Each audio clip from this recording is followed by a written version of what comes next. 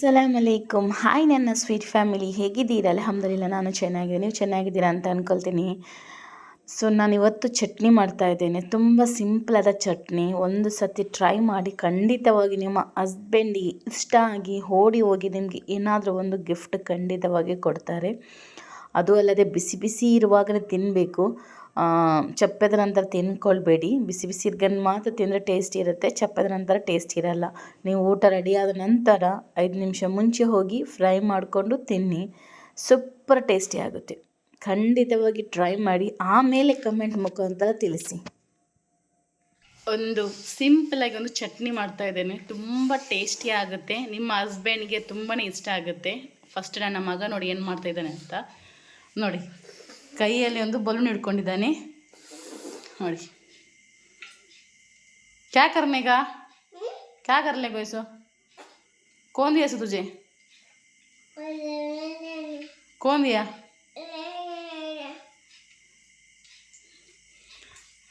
ತುಂಬ ನಿಮ್ಮ ಹಸ್ಬೆಂಡ್ಗೆ ಇಷ್ಟ ಆಗುತ್ತೆ ಒಂದು.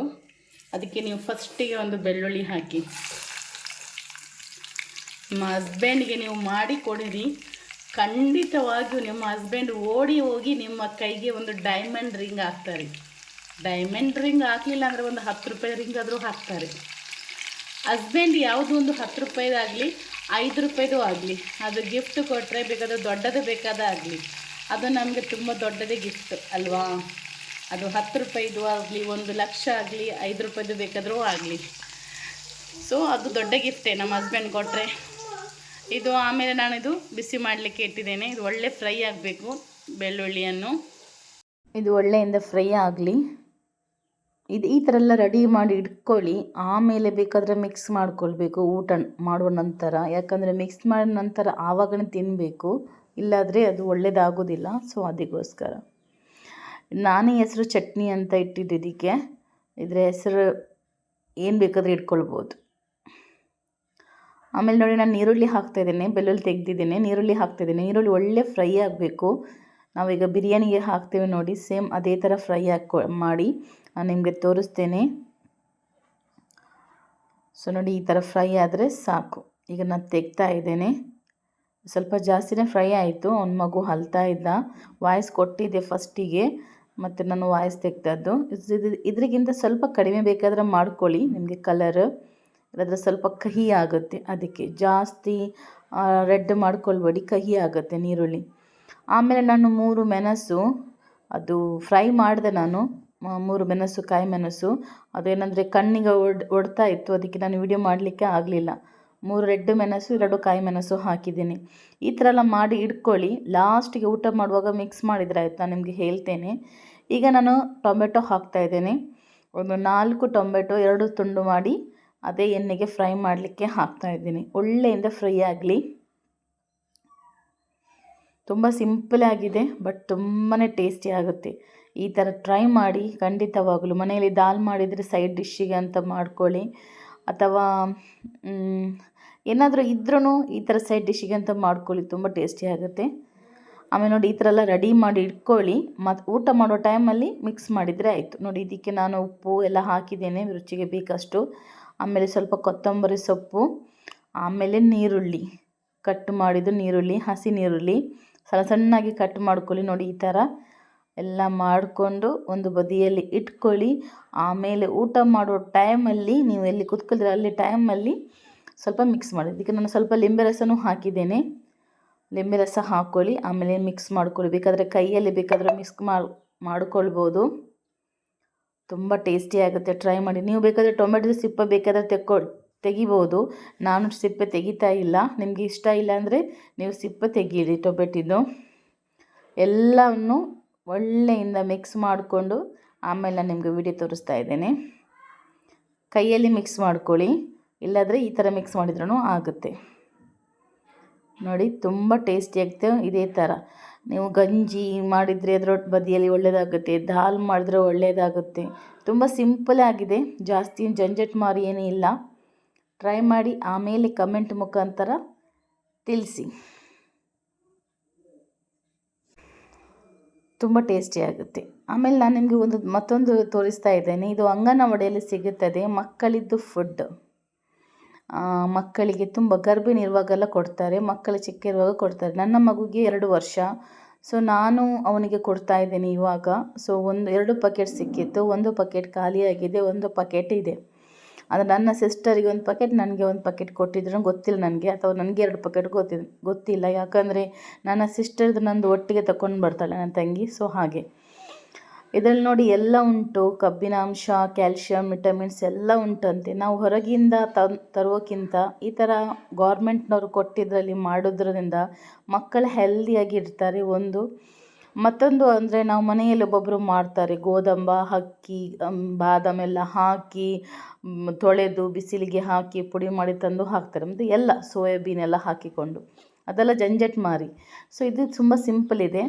1 ಗ್ಲಾಸ್ ನೀರು ಇಟ್ಟಿದ್ದೇನೆ ನಾನು. ನಿಮ್ಮ ಮಕ್ಕಳು ಎಷ್ಟು ತಿಂತಾರೆ ಅಷ್ಟೇ ನೀವು ಮಾಡ್ಕೊಳ್ಳಿ. ಆಮೇಲೆ ನಾನು ಇದಕ್ಕೆ ನೋಡಿ ಬಿಸಿ ನೀರಲ್ಲ, ಚಪ್ಪೆ ನೀರು ಇದು. ನಾನು ಗ್ಯಾಸ್ ಮೇಲೆ ಇಡಲಿಲ್ಲ. ಇದಕ್ಕೆ ನಾನು 1 ಚಮಚದಷ್ಟು ಪೌಡ್ರ್ ಹಾಕ್ತಾಯಿದ್ದೀನಿ. ನಿಮಗೆ ದಪ್ಪ ಬೇಕಂದರೆ 2 ಚಮಚ ಹಾಕಿ, 1.5 ಚಮಚ ಹಾಕಿ. ಸ್ವಲ್ಪ ತೆಳು ತಿನ್ನೋದ್ರಿಂದ ಸ್ವಲ್ಪ ತೆಳು ಮಾಡಿ. ನನ್ನ ಮಗು ತುಂಬ ದಪ್ಪ ತಿನ್ನಲ್ಲ, ನಾನು ಸ್ವಲ್ಪ ತೆಳು ಮಾಡಿ ಕೊಡ್ತೇನೆ. ಸೊ ಅವನು ಕೀರ್ ಥರ ತಿಂತಾನೆ. ಚಮಚ ಹಾಕಿ ನಾನು ಅವನಿಗೆ ಕುಡಿಸ್ತೇನೆ. ಸೊ ತುಂಬ ತೆಳು ಮಾಡಲ್ಲ, ಮೀಡಿಯಮ್ ದಪ್ಪ ಮಾಡಿ ಕೊಡ್ತೇನೆ. ನೋಡಿ ಇದೇ ಪೌಡರ್ ಇದು.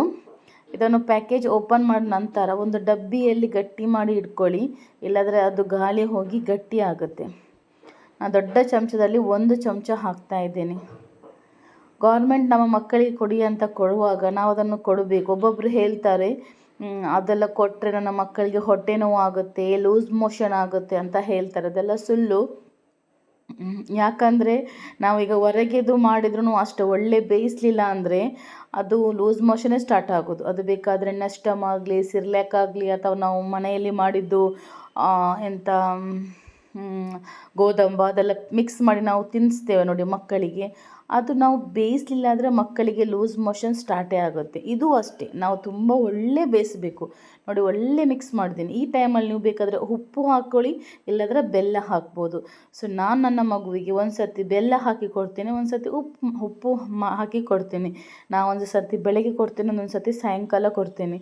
ನಾನು ಇವಾಗ ಅವನಿಗೆ ಬೆಳಗ್ಗೆ ಕೊಡ್ತಾಯಿದ್ದೇನೆ. ಈಗ ಅವ್ನು ಮಲ್ಕೊಂಡಿದ್ದಾನೆ, ಈಗ ಏಳುವ ಟೈಮ್ ಆಯಿತು. ನಾನು ಮಾಡಿ ಒಂದು 10-15 ನಿಮಿಷ ಅದೇ ಥರ ಇಟ್ಟು ಬಿಡ್ತೀನಿ, ಯಾಕಂದರೆ ಚಪ್ಪೆ ಆಗಲಿಕ್ಕೆ. ಸೊ ಹಾಗೆ ನಾನು 1 ತುಂಡು ಬೆಲ್ಲ ಹಾಕ್ತಾ ಇದ್ದೇನೆ. ಅದಕ್ಕೆ ನಾನು ಸ್ವಲ್ಪ ಪುನಃ ಉಪ್ಪು ಹಾಕ್ತೇನೆ, ಯಾಕಂದರೆ ಬೆಲ್ಲವಲ್ಲಿ ಸ್ವಲ್ಪ ಉಪ್ಪು ಇರುತ್ತೆ, ಬಟ್ ಸ್ವಲ್ಪ ಕಡಿಮೆ ಆಗುತ್ತೆ. ಸ್ವಲ್ಪ ಟೇಸ್ಟಿ ಆಗದಂತ ಸ್ವಲ್ಪ ಉಪ್ಪು ಹಾಕ್ತಾ ಇದ್ದೀನಿ. ಸಕ್ಕರೆ ಹಾಕಿಬಿಡಿ, ಸಕ್ಕರೆ ದೇಹಕ್ಕೆ ಒಳ್ಳೆ ಅಲ್ಲ. ಈಗ ನಾನು ಗ್ಯಾಸ್ ಮೇಲೆ ಇಡ್ತಾ ಇದ್ದೇನೆ. ತುಂಬ ಒಳ್ಳೆ ಬಾಯ್ಲ್ ಬರಲಿ. ಅಷ್ಟೊನಕ ನಾವು ಚಮಚವನ್ನು ಮಿಕ್ಸ್ ಮಾಡ್ತಾ ಇರಬೇಕು, ಇಲ್ಲಾದರೆ ಅದು ಪುಡಿ ಎಲ್ಲ ಹೋಗಿ ಕೆಳಗೆ ಇಡುತ್ತೆ. ನೀವು ಒಳ್ಳೆಯಿಂದ ಬೇಯಿಸಿ ಕೊಡಿರಿ, ಆವಾಗ ಮಕ್ಕಳಿಗೆ ಲೂಸ್ ಮೋಷನ್ ಏನೂ ಆಗಲ್ಲ. ಮಕ್ಕಳು ದಪ್ಪ ಆಗ್ತಾರೆ, ಹೆಲ್ದಿ ಆಗ್ತಾರೆ.